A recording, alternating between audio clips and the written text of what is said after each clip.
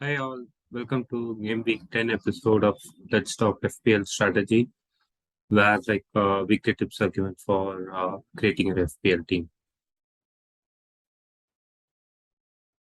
Before we go into Gameweek 10, a recap of the Gameweek 9 performance of my team.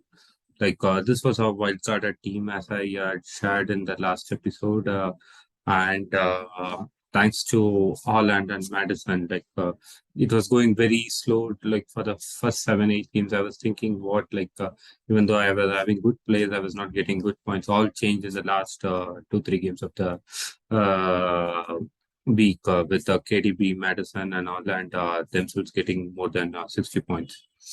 So, I ended with 89 points for this game week with overall points of 504, another green week arrow. So, overall, a very good game week. Yes, Mitrovic got injured, so I was thinking of doing a transfer to replace him. But then I thought, I have playing people in my bench, so I'm going to carry forward my transfer for this game week, hoping that Mitrovic gets fit and plays this game week. So if you see the top five game week transfers in and out, you could see Trossard, Foden, KDB, Madison, Trippier all been added because of their recent game week performance. But I'm little bit I can understand why Foden and KDB are in this list because humans generally tend to take people who performed the previous game week. But I see this is not a good decision because game week 11 City plays against Liverpool and game week 12 they have a blank. Yes, after game week 12, they have really good fixtures till game week 16. But with the tough games now, I think it would have been better if these people are taken after game week 12. With respect to the drop out players, there are three players from Liverpool, TAA, Salah, and Luis Diaz, and that is a straightforward one. And the other two players are injured players, Mitrovic and Kulusevski. So Liverpool, even though they are scoring goals, nobody is getting confident that this is a Liverpool team which is competing with City. A big drop in performance from Liverpool this season. So you could see people getting dropped and their prices are also getting reduced. So this game week, right? We have 10 all the 10 fixtures, and the first fixture is between Bournemouth and Leicester. This has traditionally been a very high-scoring game with 19 goals scored in the last five fixtures between these two teams. And Leicester have always scored against Bournemouth if you take the last five games.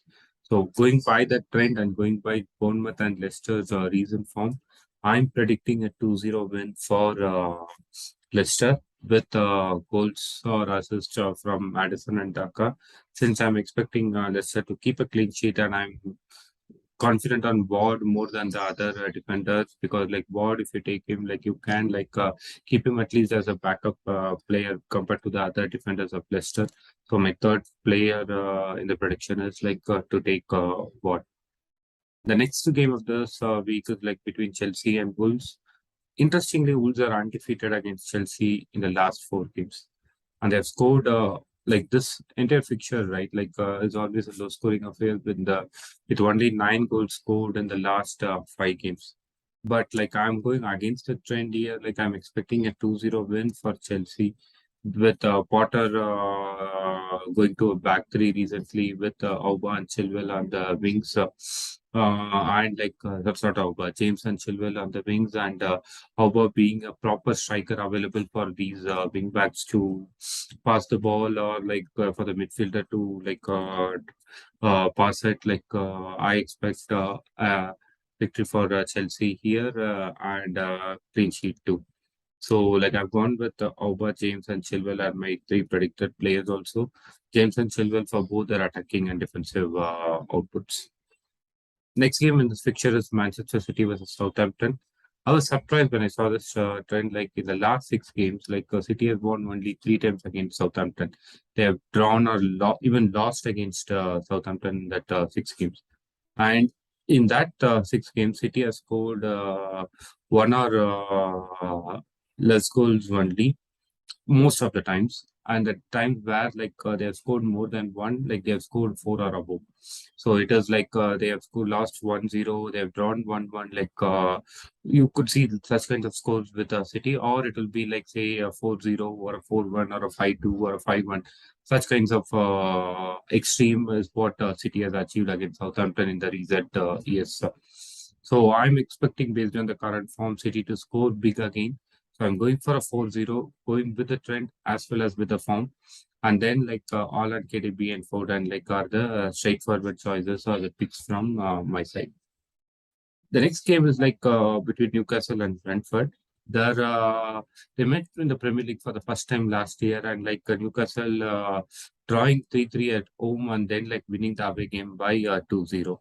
So I'm going with a draw this time also in Newcastle and St. James Park. It will be like 1-1 draw. And the reason being that is many of the Newcastle players, they are just coming back from injury, or players like Isaac who is injured and will not be playing this game week. So that's the reason for a 1-1 draw, or else I expect Newcastle to win this game. So the players I'm going or I'm suggesting here will be like Wilson and Tony, the players who might score in this game, and then Trippier.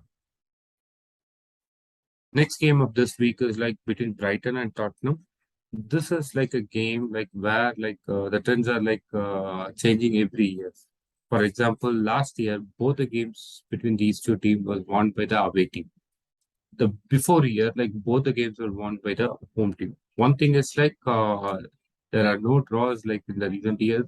One team has actually won it, so that is one good thing. But the thing here is the team that which has won has kept clean sheet in 75% of the games. So there is a chance for the team winning to keep clean sheet, and most probably that will be based on the current form and current situation. It will be Tottenham. So it should be 0-1 or a 0-2 win for Tottenham, but Brighton is just coming back from a very good game against Liverpool. So their confidence will be high, and they are playing in home also. So that's why I expect this game to go against the trend and be a 1-1 draw. And the players I've predicted here is Kane, Trossard, and Son, the people with more chances to score a goal in this game. The next set of five games starts with the Crystal Palace and Leeds. If you see here, in the last eight fixtures, Leeds has scored in at least seven of the fixtures, except for the very last fixture which they played last year, which was a 0-0 draw. Leeds have scored in the last seven fixtures. Crystal Palace, as it scored in their last three fixtures, one was a 0-0 draw, one was a 1-0 win for Leeds, and the other was a 2-0 win for Leeds. So, based on the trend, it should be Leeds should defeat Crystal Palace with a clean sheet. But Crystal Palace this season in home are playing at a different level. So I'm expecting this result to be against the trend with a 1-0 win for Crystal Palace. But lot of attack from Crystal Palace with lot of save points for the Leeds goalkeeper. So the players I'm suggesting here will be Wilfred Zaga, Gaeta, and Mediria because of the save points for Meslier and the clean sheet for Gaeta, and Zaga might be the player who might score or assist that goal. Next game on this week is between West Ham and Fulham. Fulham has failed to score in four of the six games between them and West Ham. And with Mitrovic is being injured currently, I expect this to continue this game week also. Another interesting trend is West Ham has failed to score only once in the last 15 games between them and Fulham. So I expect that trend also to continue. So it will be 2-0 win for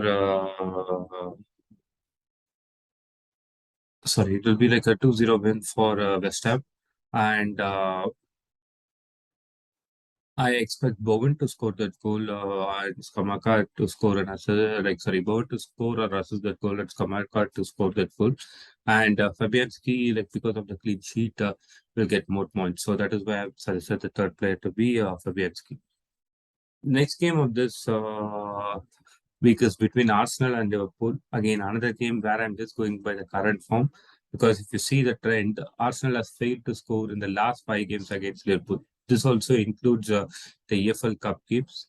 And then, Arsenal has won only once against Liverpool in the last 7 years in Premier League, both home and away. And that game also was on the post COVID restart when Liverpool already has won the league and they were losing games against almost all the teams. So that was the only time Arsenal has won recently against Liverpool.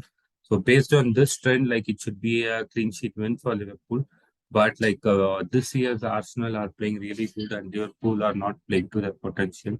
So I'm expecting a 2-1 win for Arsenal with Jesus, Zaka, and Salah being my important players. But instead of Zaka, you can also take Martinelli or Saka too. Salah, why I'm suggesting is like Kane against Arsenal. Salah definitely does a lot of good things against Arsenal. So that's why my third pick or my Liverpool pick is Salah. Next game on this game week is between Everton and Manchester United. This is one game where traditionally there were lot of draws, and even if you take the last 7 games, there were four draws, where three draws were 1-1 draws and one was a 3-3 draw. And even if you take the remaining, if you take 8 games, 4 games were draw, with a scoreline of 1-3-3 and 3-1-1. The remaining 4 games, the winning team has kept clean sheeted 3 out of the 4 games. So I'm going by the trend here. I'm expecting a 1-1 draw for this game. So Rashford might start and he might score or assist that goal for United. For Everton, I'm not sure who will score that goal, but the one player who is performing consistently for them this season is IOB. So I expect him to score or assist in this game. So that's why I've given Rashford at IOB. Pickford generally ups his game when he plays against a big team. So I expect him to do a lot of saves and in a going by the second trend, if at all Everton wins, there's a high possibility of them keeping a clean sheet. So that is why I've given Pickford as my final option. The next game is between Nottingham Forest and Aston Villa. They have not played recently except for 1 year in championship, but that championship season was really close fight between these guys. The home game for Nottingham Forest was won by Aston Villa 1-3. But the away game, right, Aston Villa and Nottingham Forest, they have drawn 5-5. So Watkins, Martinez, and Bailey are my suggested players here because since they have not played much, I'm going by the form and Nottingham, by the current form, are not in a position to win a game. And Aston Villa also, I don't have confidence that based on the current form, they will score a goal. But based comparing the quality of the player, I expect Aston Villa to nick this game by a score of 1-0. And the possible players who might score or assist is Watkins and Bailey. That's why I've given both their names. And because of the clean sheet, I've given Emilio Martinez name. So that's the prediction for these 2 game weeks. And as I said, my team doesn't have any transfers. So except for player change in the bench, my team is still the same. I've removed Tarkovsky from my starting lineup and I've added Zaga. I expect Mitrovic to play this week. That's why I have it. But if he's not going to play this game week, I'll be transferring out at the end of this game week. But I've got playing substitutes, so even if Mitrovic doesn't play, one of the playing substitutes will come and play for me. So thanks everyone, and if you like my video or whatever I'm sharing for the last 10 game weeks, please do share the video to your other FPL friends and subscribe the channel and press the notification bell icon too, so that you are made aware whenever a new video has been posted. Thank you everybody.